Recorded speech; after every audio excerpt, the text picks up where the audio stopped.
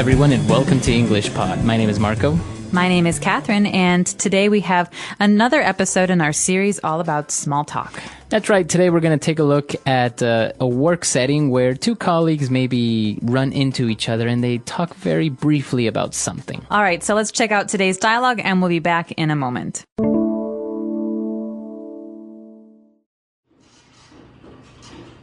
Hi, Michelle. Do you need to use the photocopier? Oh, hi, Jeremy.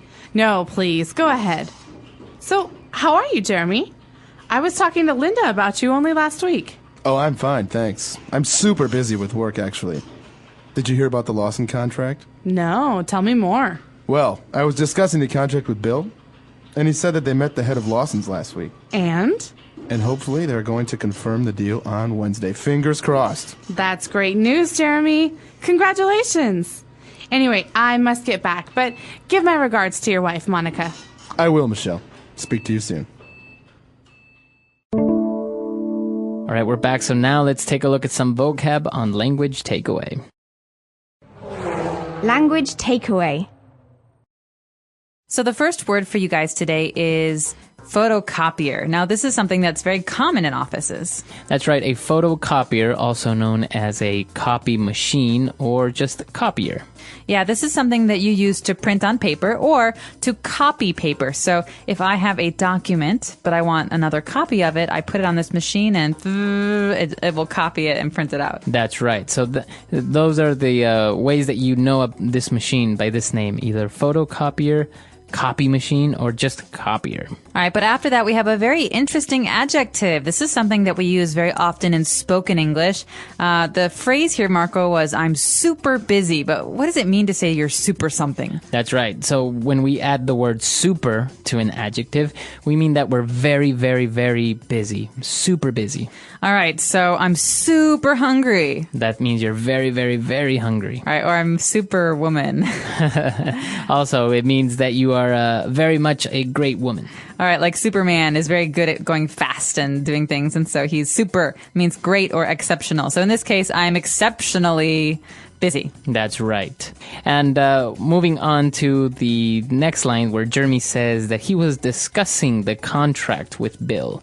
So a contract, we know what this means. Yeah, what is this? So a contract is a document, and it's something that you have to have two or more groups for, or two or more parties.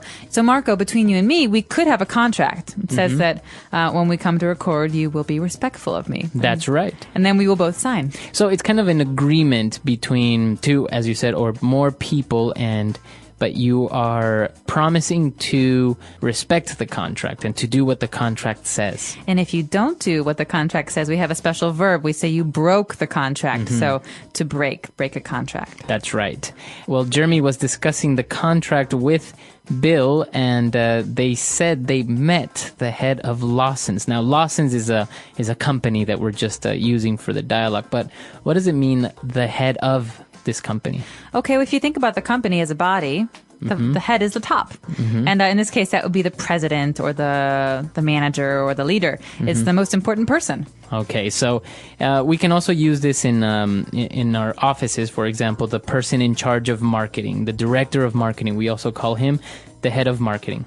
Or the head of the sales division would be the manager of the sales team, or whoever's most important in sales. Another very common example, I think, is the president. Many times they call him the head of state. Yeah, the head of state. So you can have a dinner with many heads of state, and those could be kings or queens or presidents. Very good. All right, so that's all the vocab for language takeaway. Why don't we take a short break and listen to the dialogue again?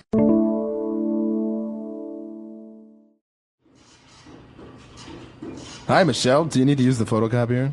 Oh, hi, Jeremy. No, please, go ahead. So, how are you, Jeremy? I was talking to Linda about you only last week. Oh, I'm fine, thanks. I'm super busy with work, actually. Did you hear about the Lawson contract? No, tell me more. Well, I was discussing the contract with Bill, and he said that they met the head of Lawson's last week. And? And hopefully they're going to confirm the deal on Wednesday. Fingers crossed. That's great news, Jeremy. Congratulations. Anyway, I must get back, but give my regards to your wife, Monica. I will, Michelle. Speak to you soon. All right, we're back. So now let's take a look at Fluency Builder. Fluency Builder. So there's a great phrase here in Fluency Builder that we use when we're trying to be polite in English. Michelle says, "Oh, hi, Jeremy. Please go ahead." Okay, so Jeremy asked if she needs to use the photocopier, and he said, "No, Jeremy, it's okay. Go ahead. Please go ahead." Okay, this literally means you go, ahead of me. But in reality, she's basically saying, "I can wait. You go first." So if you're going into a building and somebody opens the door before you and they say, "Please go ahead," that means they'll hold the door and you can go inside first. So Very please good. go ahead.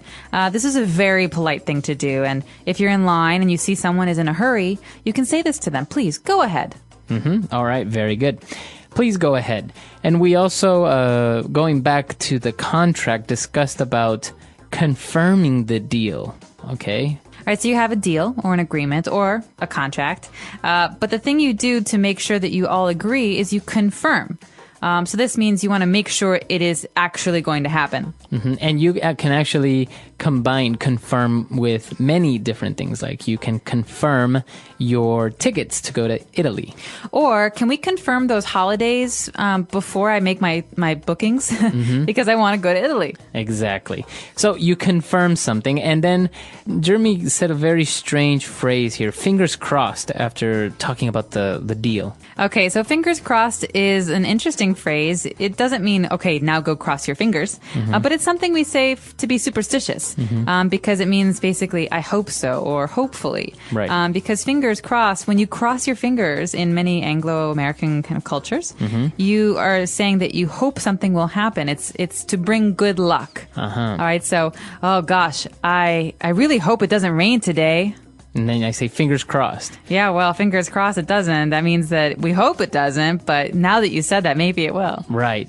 So it's kind of a superstitious belief that people have that if you cross your fingers, it will bring good luck, or what you say will happen or won't happen. That's right, fingers crossed. All right. So let's take a break now and listen to our dialogue one last time.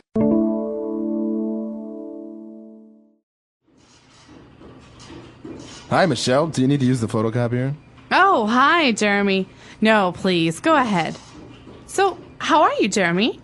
I was talking to Linda about you only last week. Oh, I'm fine, thanks. I'm super busy with work, actually. Did you hear about the Lawson contract? No, tell me more. Well, I was discussing the contract with Bill, and he said that they met the head of Lawson's last week. And? And hopefully they're going to confirm the deal on Wednesday. Fingers crossed. That's great news, Jeremy. Congratulations. Anyway, I must get back, but give my regards to your wife, Monica. I will, Michelle. Speak to you soon.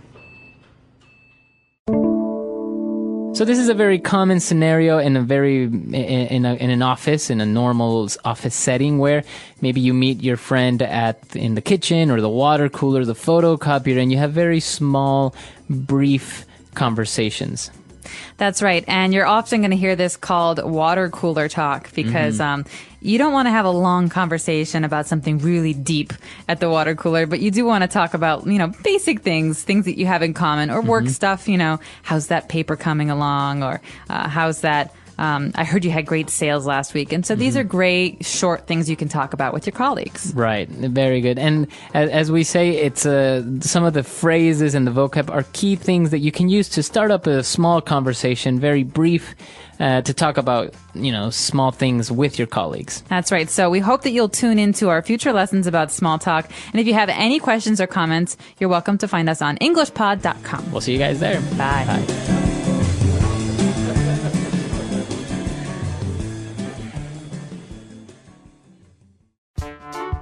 The English Pod Audio Review. Listen to the meaning, then say the vocabulary word. Written agreement between two or more people. Contract. Hope for luck. Fingers crossed. Price.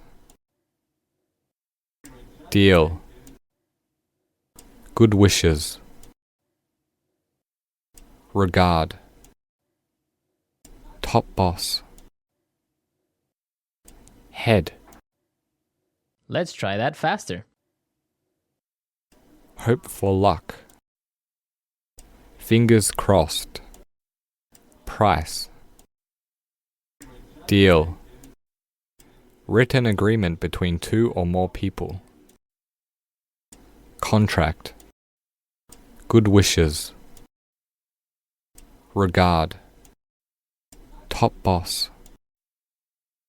Head. Now say the word and hear it in a sentence. Fingers crossed. Fingers crossed that we win at poker tonight. Fingers crossed.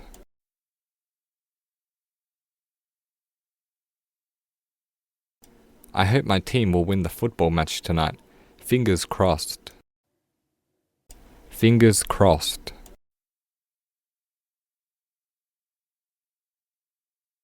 Let's hope, fingers crossed, that we have the day off tomorrow. Contract.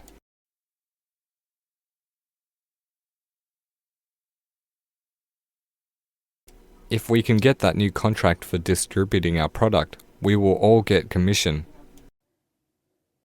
Contract.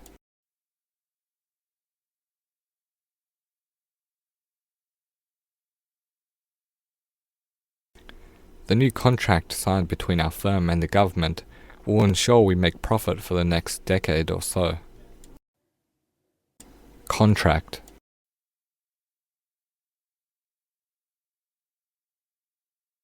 The player is facing a lawsuit for breaching his contract clause. Head.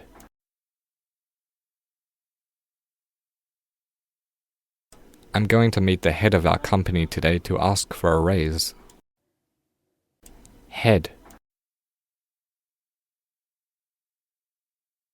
The head boss of the firm rejected the rumors about his retirement. Head. The head director of the movie quit over a pay dispute. Deal.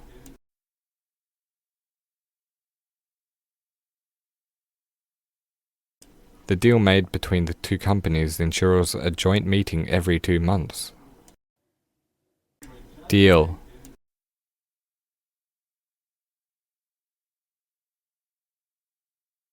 I made a deal with my parents that I get paid every time I do the washing. Deal.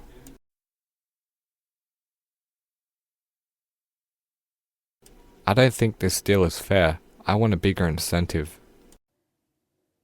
Regard.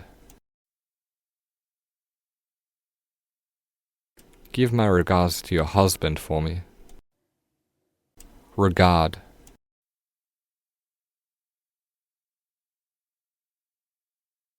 I'm sorry to hear of your loss. My regards go to you and your family. Regard.